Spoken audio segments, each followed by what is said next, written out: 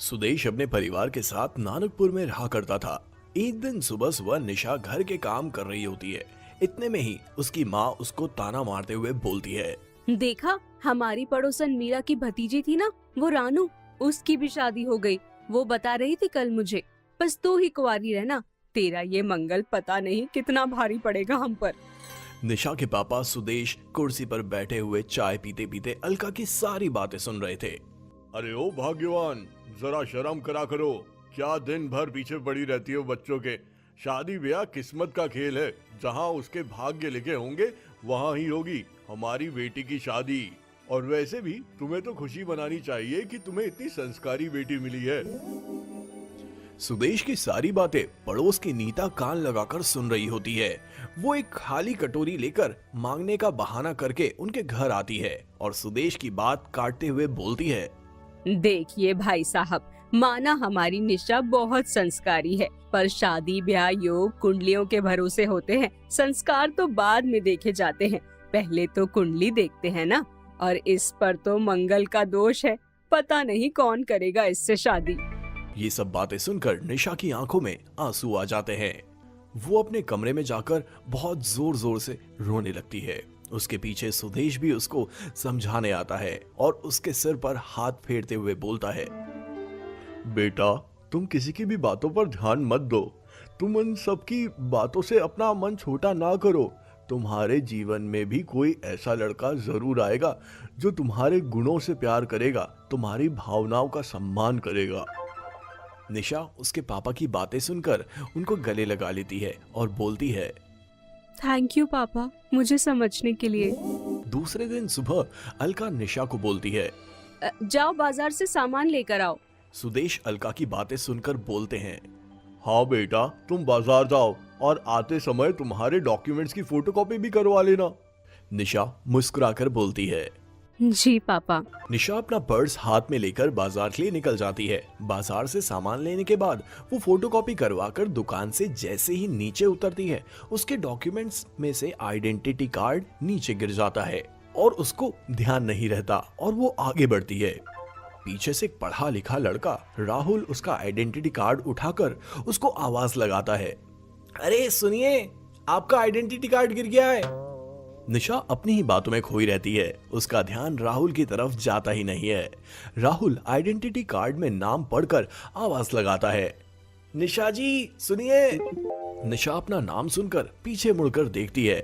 राहुल उसके पास आता है और उसका आइडेंटिटी कार्ड उसको देता है और बोलता है, ये आपका आइडेंटिटी कार्ड गिर गया था। मैंने आपको बहुत आवाज लगाई, पर पता नहीं आप किन्हीं ख्यालों में खोई थी। निशा हल्की सी मुस्कुराहट के साथ राहुल से बोलती है, सॉरी, मैंने सुना नहीं, एंड थैंक यू, आपने मेरी बहुत बड़ी हेल्प कर दी। राहुल मुस्कुराकर बोलता है, कोई बात नहीं, वैसे आप यहीं से हैं क्या? निशा सिर हिलाकर बोलती है, जी हाँ। राहुल 2 मिनट रुककर बोलता है, वैसे आप करती क्या हैं? मैं स्टूडेंट हूँ, अभी लास्ट ईयर चल रहा है जीजाबाई कॉलेज में।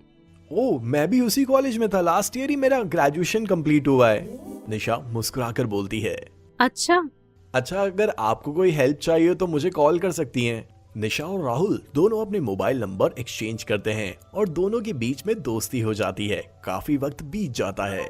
एक दिन निशा की माँ गुस्से में निशा के एग्जाम के नोट्स जला देती है। निशा का मूड ऑफ हो जाता है और वो राहुल को कॉल करती है और बोलती है, हे राहुल, तुम क्या कर रहे हो अभी? फ्री हो क्या? मुझे तुमसे बात करनी है। हाँ बोलो ना निशा। नेक्स्ट वीक एग्जाम है और बाय मिस्टेक मेरे नोट्स जल गए हैं। क्या तुम्हारे पास नोट्स हैं? हाँ है, मैं ले आऊंगा। वैसे तुम कुछ परेशान सी हो, क्या कुछ हुआ क्या? मैं अपनी लाइफ से परेशान हूँ। तुम ऐसा क्यों बोल रही हो? हुआ क्या, कुछ तो बताओ। असल में मैं मांगलिक हूँ और इसलिए मेरी शादी नहीं हो पा रही है और ना ही कोई मांगलिक मिल रहा है। इसीलिए मेरी माँ मुझे हर बात पर ताने देती है। उन्होंने ही मेरे नोट्स फाड़ दिए। ओके निशा, तुम बिल्कुल टेंशन ना लो और शांत हो जाओ, एक दिन सब ठीक होगा। राहुल निशा को समझाता है और उसका साथ देता है। देखते ही देखते उनकी ये दोस्ती प्यार में बदलने लगती है और एक दिन हिम्मत करके राहुल निशा को कॉल करके पार्क आने कहता है, निशा मुझे तुमसे कुछ जरूरी बात करनी है, तुम आज शाम मुझे पार्क में मिलो। ठीक है राहुल, मैं आ जाऊंगी। राहुल निशा का पार्क में वेट कर रहा होता है। निशा पार्क में आ जाती है। निशा राहुल से बोलती है, राहुल क्या हुआ? तुमने मुझे ऐसे अचानक पार्क में मिलने क्यों बुलाया? कोई बात है क्या?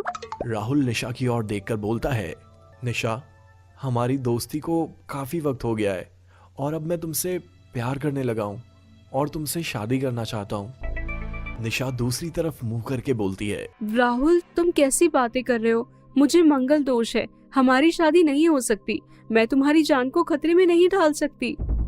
निशा तुम कैसी बातें कर रही हो? हम आज की जनरेशन के पढ़े लिखे लोग हैं। क्या फायदा हमारी ऐसी पढ़ाई का अगर हम ऐसी फालतू की बातों को और बढ़ावा दे तो? मुझे बस इतना पता है कि तुम मेरे लिए बहुत इंपॉर्टेंट हो और मैं तुम्हें खोना नहीं चाहता। राहुल निशा को समझाता है और उसके घर रिश्ता लेकर जाता है। निशा के घर वाले भी खुशी खुशी रिश्ते के लिए मान जाते हैं और उनकी शादी बहुत धूमधाम से होती है। निशा और राहुल की शादी को 2 साल पूरे हो चुके थे और वो दोनों ही आज एक दूसरे के साथ बहुत खुश हैं। मॉरल: प्यार की रोशनी अंधविश्वास के अंधेरे को मिटा देती है।